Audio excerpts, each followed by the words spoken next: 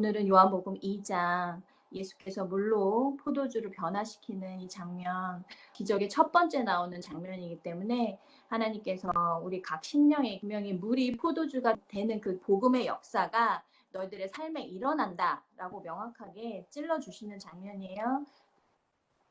오늘은 물이 포도주로 변하는 이 장면인데요. 포도주의 상징적인 의미가 있어요. 그러니까 성경을 보시면 그냥 말씀 그 자체로 그런 게 아니라 거기서 하나님께서 우리에게 무엇을 주시려고 하시는지, 포도주는 즉 복음을 뜻하거든요. 생동감, 기쁨, 인간의 마음에 기쁨을 안겨주는 복음이에요. 그래서 우리의 삶은 예수님의 부활을 통해 새로운 맛을 느끼게 됩니다. 그래서 우리의 인생이 변할 수 있을까? 문제. 분명히 변할 수 있다라는 거. 왜냐하면 하나님께서 분명히 말씀하신 길을 받은 줄로 믿어라. 이것이 바로 믿음이고, 저번 시간에 저희가 믿음에 대해서 말씀하셨는데, 나다네일에게 예수님께서 물어보셨을 때 내가 무화과 나무 아래에 있는 것을 내가 믿느냐라고 말씀하셨을 때 예수님께서 받은 줄로 믿어라 라는, 보이지 않는 것을 봤다라고 믿는 것이, 그것이 믿음이거든요. 보는 것은 히브리서 11장 1절에 믿음은 바라는 것들의 실상이고 보이지 않는 것들의 증거로 잡는, 그것이 바로 믿음이라 주님께서 말씀하셨는데, 지금 뭐냐면 내 삶이 생명이 없는 세상의 법에서 생명의 법으로, 로마서 8장 2절 그 말씀으로 이미 넘어왔다라는 것에 대해서 명확한 내 안의 확신으로 다가오는 거예요. 하나님의 자녀로, 이미 생명의 법으로 내 안에 하나님의 자녀를 삼아 주신 것에 대한 그 확신이 성령이 주시는 건데, 우리 인간적인 말로 되는 것이 아니라 성령이 주시는 건데, 그 성령이 임하시는 그 생명의 법을 내 안에, 내 삶에, 내 마음에, 내 생각에 모든 것을 주장하게 만드는 거, 만들어진 거, 그것이 바로 로마서 8장 2절의 복음의 역사거든요. 그래서 이론이 아니라 생명이 걸린 실제적인 문제다라는 거예요. 그래서 그러면 우리가 왜 이 수많은 기적 중에 예수님이 이 물이 포도주로 변하는 기적을 해주셨을까라는 거를 명확하게 아셔야 되는데, 그게 뭐냐면 예수님이 누구냐라는 거를 알려주시기 위한 하나님의 마음이에요. 예수님이 정확하게 누구시냐라는 부분이거든요. 예수님이 이 땅에 오셨는데 예수님이 누구시냐, 뭉뚱그려서 우리가 보는 게 아니라 예수님의 인성과 신성 부분을 알고 인지를 하고 있어야 되는 거예요. 그래서 예수님은 우리 개인에게 누구신가 한번 생각해 보세요. 예수님이 나에게 어떤 분이신가? 우리 예수님은 어떤 분이시냐면 히브리서 4장 15절을 한번 볼게요.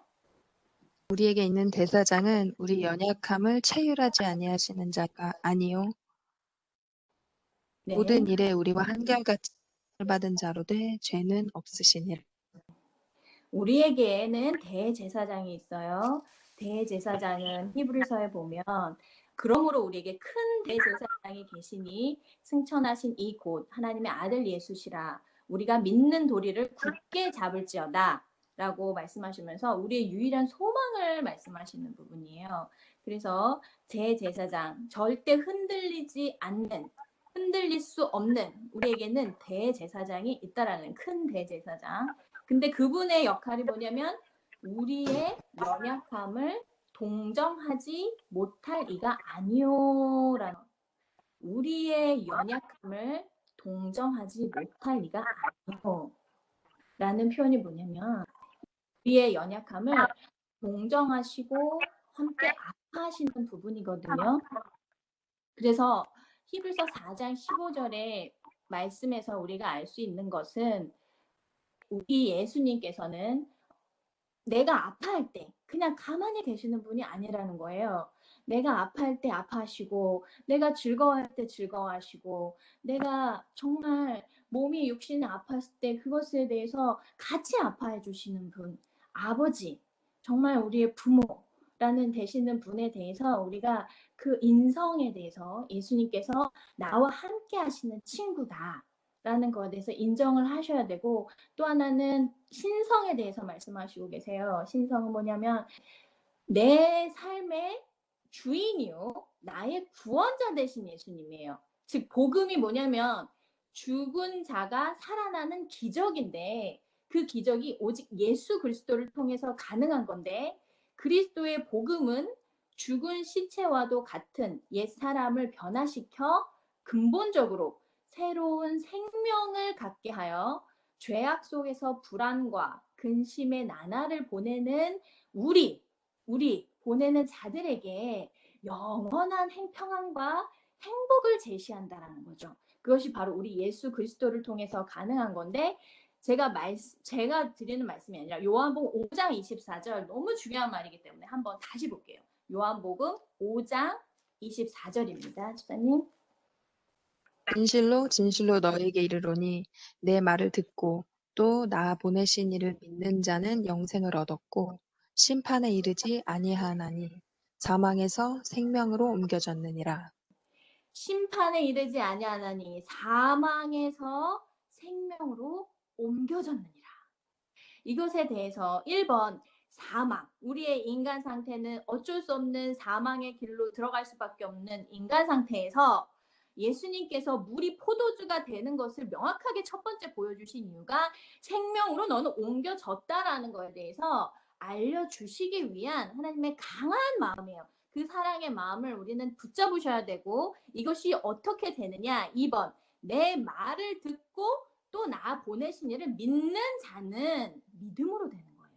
우리의 어떠한 행위가 아니라, 우리의 어떠한 것이 아니라, 우리의 흔들리는 것이 아니라 오직 흔들리지 않는 예수 그리스도, 그분 안에 있는 믿음을 우리가 함께 했을 때 그것이 바로 우리의 믿음이 되는 거고, 그것이 생명으로 옮겼다라는 확신을 우리한테 주는 거고, 하나님의 자녀로 우리가 거듭났다는 것에 대해서 알려주시는 부분이거든요. 그래서 말씀 하나 더 보시면 고린도후서 5장 17절 말씀 보세요. 그리스도 안에 있으면 새로운 피조물이라 이전 것은 지나갔으니 보라 새 것이 되었도다. 아멘.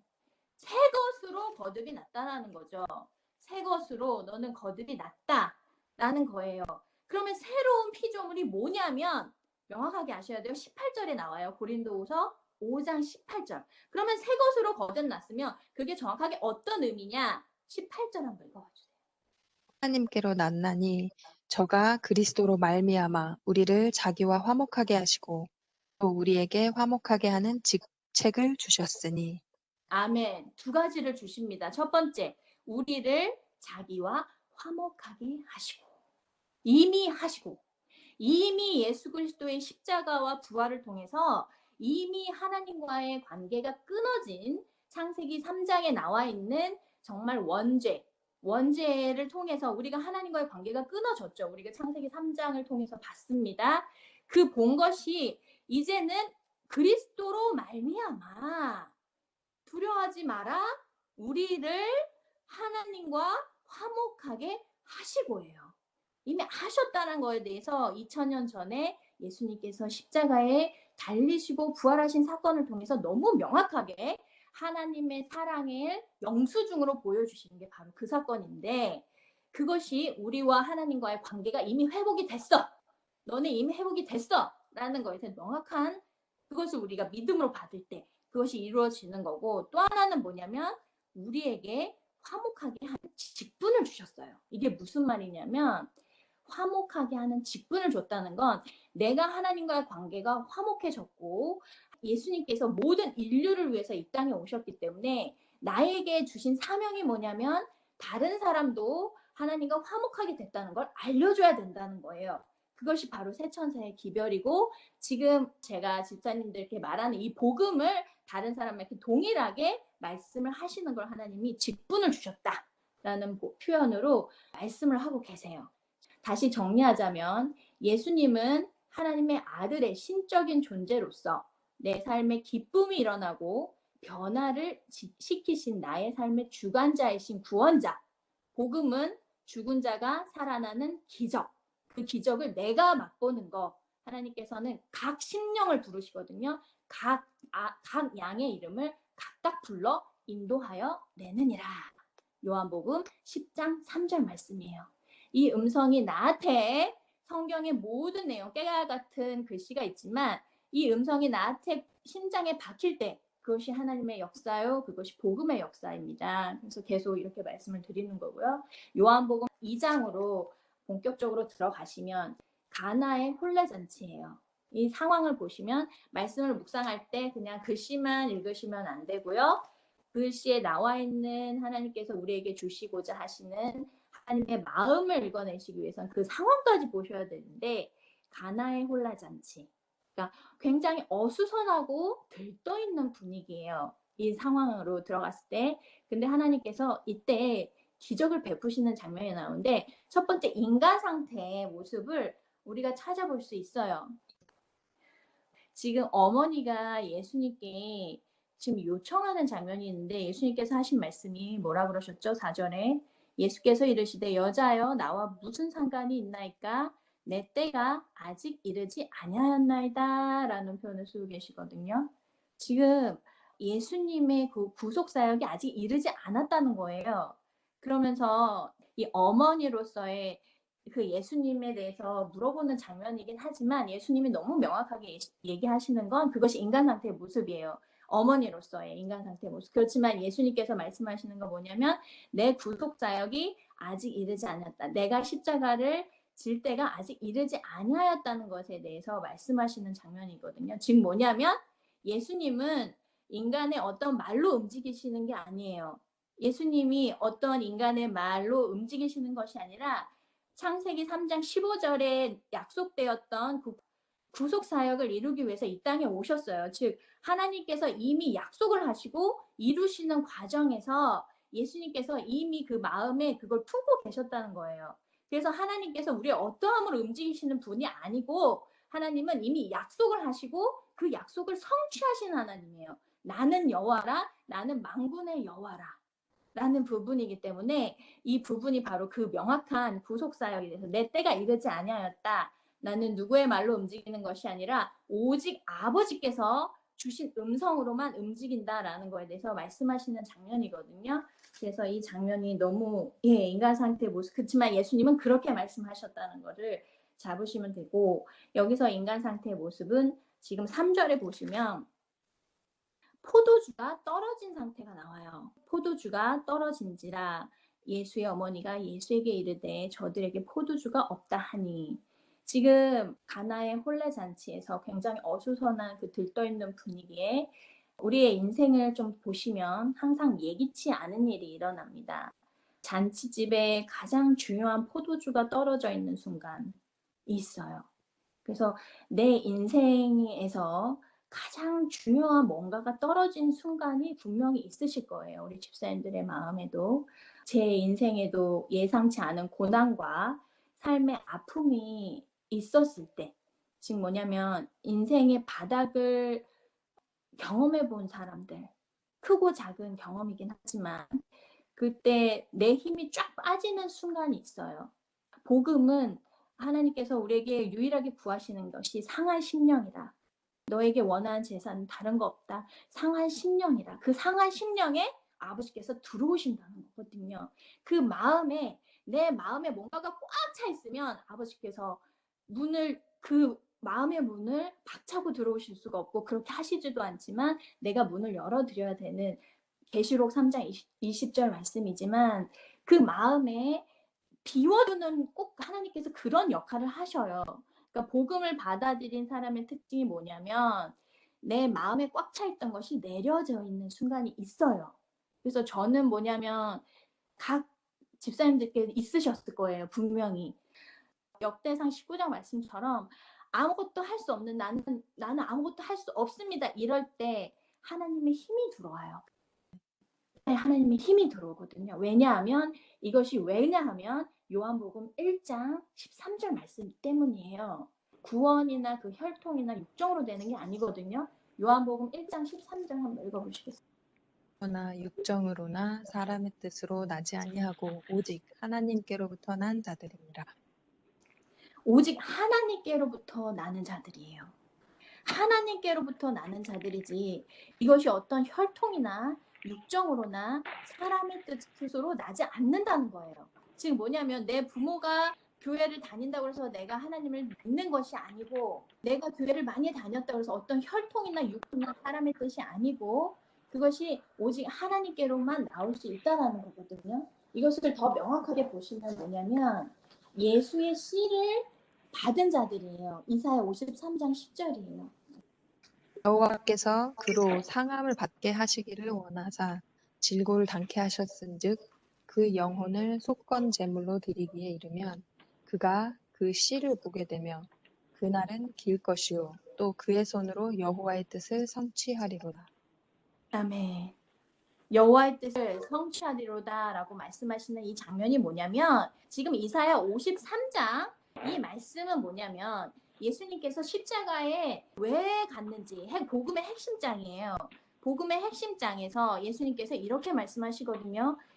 하나님께서 그가 찔림은 우리의 허물이요. 5절 말씀에 그가 상함은 우리의 죄악이라. 그가 징계를 받음으로 우리는 평화를 누리고 그가 채찍에 맞음으로 우리는 나음을 받았다. 라는 부분과 함께 어떤 자세였었냐면은 예수님의 자세 7절 한번 읽어볼게요. 어떤 예수님의 그 아픔을 그 고통을 어떻게 견디셨냐면 7절 한번 읽어볼게요. 그가 곤욕을 당하여 괴로울 때에도 그 입을 열지 아니하였으며 마치 도살장으로 끌려가는 어린 양과 털 깎는 자 앞에 잠잠한 양같이 그 입을 열지 아니하였도다.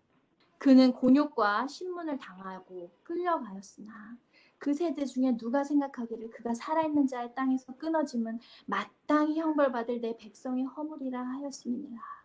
라는 이 부분에 대해서 우리 예수님께서 어떤 자세였냐면은 마치 도수장으로 끌려가는 어린 양과 털 깎는 자 앞에 잠잠한 양같이 그의 입을 열지 아니하셨도다. 라는 부분이에요. 우리 예수님의 이 마음에 어떤 부분이 있으셨냐면 그가 볼 씨를 생각하셨다는 거예요. 십자가에 피 한 방울 안 남기시고 달려 피 한 방울까지 다 쏟아시면서 그분의 마음에 뭐가 있었냐면 10절 말씀 지금 보여드린 그의 영혼을 속건 제물로 드리기에 이르면 그가 씨를 보게 되며 그의 날은 길 것이요 또 그의 손으로 여호와께서 기뻐하시는 뜻을 성취하리로다.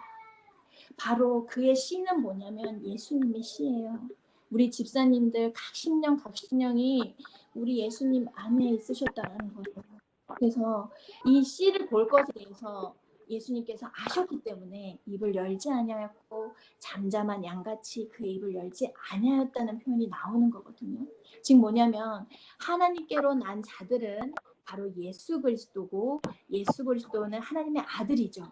그러면 하나님의 아들로서 우리를 자녀 삼아 주시는 건 그의 씨를 보게 된다라는 말로 생각이 될 수 있어요. 그래서 예수님의 씨가 소유된 자들, 즉 우리를 말씀하시는 거고 지금 물과 포도주, 물이 포도주로 변하는 이 장면이 우리에게 일어나는 역사라는 걸 다시 한번 여기 명확하게 보셔야 돼요. 그래서 혈통으로나 육종으로 나지 아니하고 하나님께로 난 자들이라는 건 즉 예수 그리스도를 씨를 내 안에 소유된 자들이에요. 그것이 바로 우리 집사님들이고 저입니다. 그래서 그걸 어떻게 되냐면 요한복음 1장 12절이에요. 영접하는 자, 곧 그 이름을 믿는 자들에게는 하나님의 자녀가 되는 권세를 주셨으니. 하나님의 자녀가 되는 권세를 주셨는데 어떻게 되느냐? 그 이름을 믿는 자들. 그것이 하나님의 자녀가 되는 권세를 주신 자들이 되는 거예요. 그래서 여기서 우리가 굉장히 중요하게 알아야 되는 건 뭐냐면 진정한 믿음에 대해서 알아야 돼요. 뭐냐면 우리가 무엇이 진정한 믿음이냐? 우리가 하인과 연회장의 차이를 9절에서 볼 수 있거든요. 요한복음 2장 9절을 보시면 연회장은 맛보고도 어디서 온지 알지 못했지만 하인들은 이 기적이 어디서 왔는지 알았다는 거거든요. 이 하인이 주는 또 상징적인 의미가 있어요. 하인은 뭐냐면 고린도후서 11장 23절이에요. 고린도후서 11장 23절. 일꾼이나 정신없는 말을 하거니와 나도 더욱 그러하도다. 내가 수고를 넘치도록 하고 옥에 갇히기도 더 많이 하고 매도 수없이 맞고 여러 번 죽을 뻔하였으니 아멘. 그리스도의 일꾼을 뜻하는 거거든요. 하인의 상징적인 의미는 그리스도의 일꾼으로서 하나님께서 우리에게 순종하라고 하신 것들이 있어요. 그것을 맛본, 이미 경험한 하인들은 어떤 태도를 가졌냐면, 다시 요한복음 2장으로 넘어오면 5절부터 우리가 7절까지 읽었어요.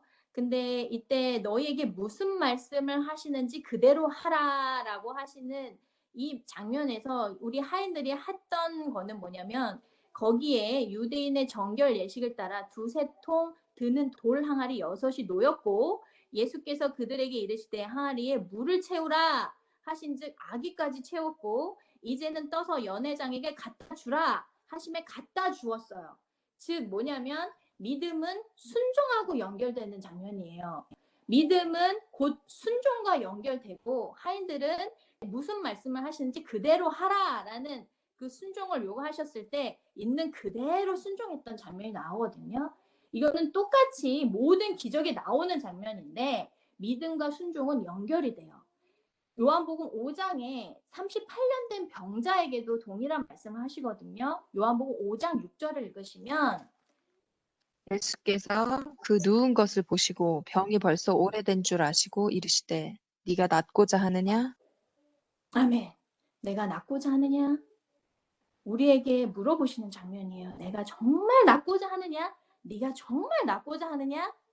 라고 하셨을 때 하나님이 낫고자 하느냐라는 믿음을 요구하시지만, 그 믿음과 함께 무엇을 요구하시냐면 8절이에요. 이르시되 일어나 내 자리를 들고 걸어가라 하시니. 내 자리를 들고 걸어가라. 왜냐하면 38년 된 병자는 걸을 수도 없는 사람이에요. 이 사람에게 예수님께서 내가 낫고자 하느냐? 나다나엘에게 내가 무화과 나무에 있었던 것을 네가 믿느냐? 동일한 질문이에요. 내가 낫고자 하느냐? 네가 믿느냐? 믿음을 요구하시면서 뭐냐면 내 자리를 들고 걸어가라. 순종이에요. 걸을 수 없는, 다리에 힘이 하나도 없는 상태의 사람에게 예수님께서는 내 자리를 들고 걸어가라 라는 표현을 하고 계시거든요. 이 표현이 뭐냐면, 믿음과 동시에 다리에 힘이 들어가 있었어요. 이미 38년 된 병자에게는 믿음과 동시에 다리에 힘이 들어가 있었기 때문에 내 자리를 들고 걸어가라 라고 하셨을 때 들고 걸어갈 수 있는 능력을 주신 분이 바로 예수님이라는 거예요. 그리고 하인들의 이 순종과 함께 이미 물을 가지고 가면서 도중에 포도주로 변해 있었어요. 즉 뭐냐면, 믿음은 순종과 연결이 돼요. 하나님의 계명과 예수 믿음이 동시에 가게 될 수밖에 없어요. 그것이 우리가 하는 게 아니라 하나님께서 행해 주시는 거거든요.